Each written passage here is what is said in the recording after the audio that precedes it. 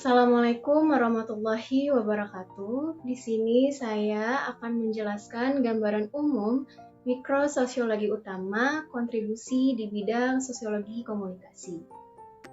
Komunikasi sebagai aksi sosial. Aksi sosial merupakan bagian aktif dari realitas sosial.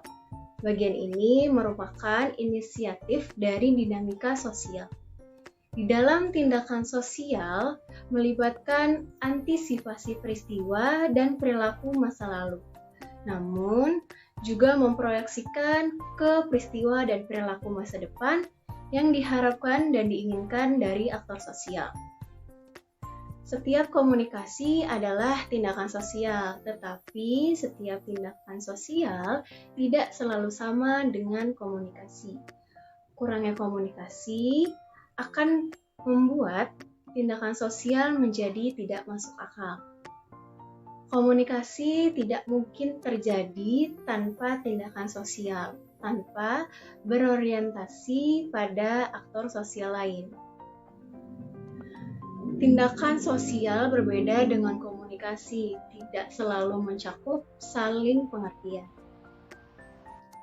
Tindakan sosial diambil atas dasar tujuan yang diinginkan dan orientasi untuk realisasinya. Aktor sosial yang melaksanakan tujuan sosial dapat bertindak secara individu atau kolektif. Komunikasi adalah tindakan sosial yang menghubungkan setidaknya dua aktor sosial yang masing-masing beradaptasi dengan harapan lain. Saling pengertian, adaptasi, dan kesepakatan adalah kunci. Selanjutnya, tindakan komunikasi sebagai tindakan bersama. Tindakan bersama adalah bentuk tindakan kolektif yang lebih besar, yang dibentuk oleh penyatuan lebih dari satu perilaku individu, seperti makan malam, perdagangan, dan pernikahan. Komunikasi sebagai tindakan bersama terdiri dari beberapa tindakan sosial. Komunikasi sebagai tindakan sosial juga dapat dianalisis sebagai seperangkat tindakan sosial seperti berbicara dan mendengarkan yang saling berhubungan. Karena mereka berinteraksi satu sama lain sejauh aktor sosial berkomunikasi dalam berbicara yang disinkronkan dan mendengarkan tanggapan dari peserta lain. Transformasi komunikasi dari tindakan menjadi interaksi. Tindakan sosial sebagai tindakan bersama melibatkan interaksi beberapa aktor sosial dalam konteks sosial tertentu yang dapat didefinisikan sebagai interaksi. Transisi adalah analisis tindakan seseorang terhadap aktor sosial lainnya ke analisis reaksi timbal balik aktor sosial yang dilakukan dalam kerangka interaksionisme. Simbolik ini juga berarti transisi ke analisis komunikasi sebagai bentuk interaksi sosial. Dapat dikatakan bahwa interaksi sosial melalui komunikasi melibatkan koordinasi tindakan sosial. Sementara fitur kunci dari tindakan sosial adalah makna yang melekat untuk mendefinisikan situasi di mana ia beroperasi. Dalam interaksi penekanan ditempatkan pada hubungan yang diperlukan untuk didirikan pada saat dua aktor bertindak secara bersamaan, menangani satu sama lain. Interaksi sosial bersifat konstitutif dalam kaitannya dengan tindakan sosial dan tidak terdiri darinya.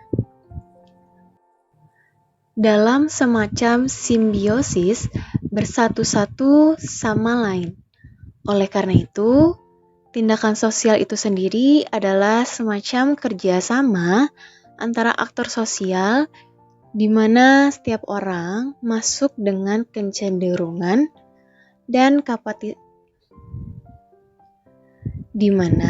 setiap orang masuk dengan kecenderungan dan kapasitas mereka mengambil alih tanggung jawab untuk pencapaian tujuan bersama tertentu.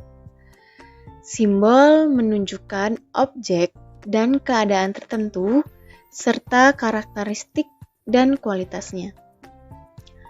Dengan demikian, kita dapat membedakan antara dunia subjek, yaitu aktor sosial yang melekatkan makna, dan dunia objek yang diberi makna.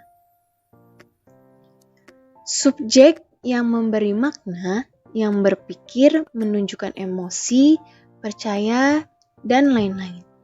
Dan objek yang diberikan makna, yang dipikirkan ke arah mana emosi ditunjukkan dan apa yang diyakini.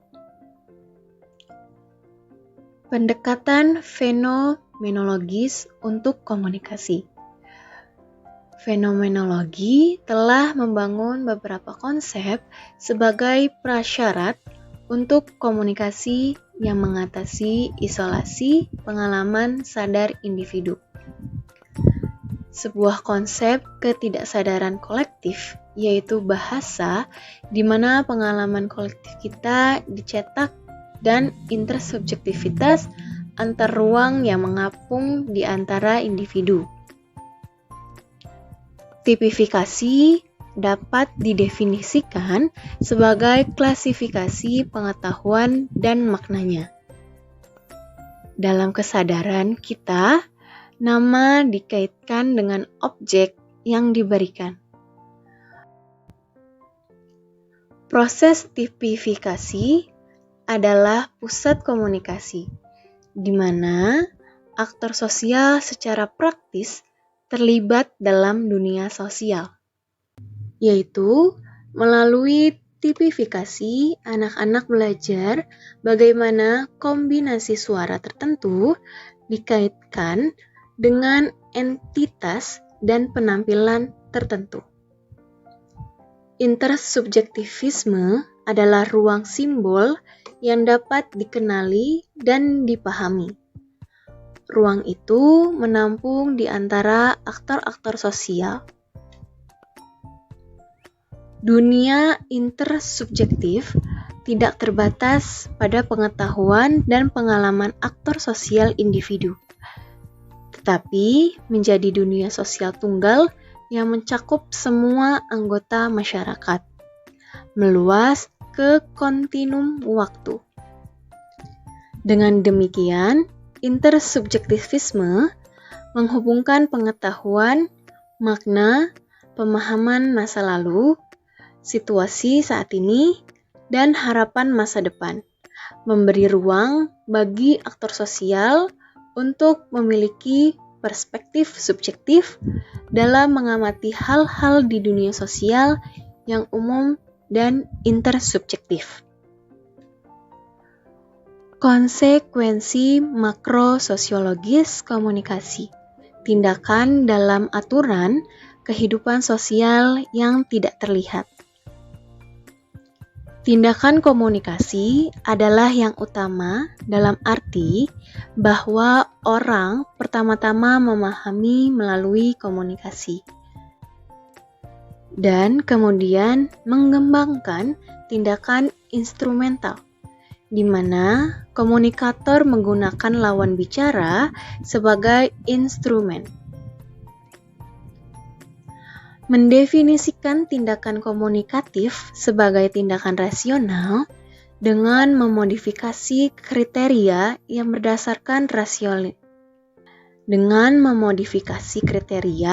yang berdasarkan rasionalitas tindakan sosial. Kriteria rasionalitas tindakan sosial adalah hubungan antara pikiran dan pengetahuan. Tindakan rasional tidak hanya hubungan antara tujuan dan alat untuk pencapaiannya, tetapi dapat berorientasi pada pemahaman simbol apapun. Perbedaan antara rasionalitas instrumental dan komunikasi adalah perbedaan antara mengetahui bagaimana dan mengetahui itu. Bukan hanya orang yang rasional yang dapat menyelesaikan tugas tertentu, tetapi juga orang yang terampil mengetahui cara menggunakan bahasa.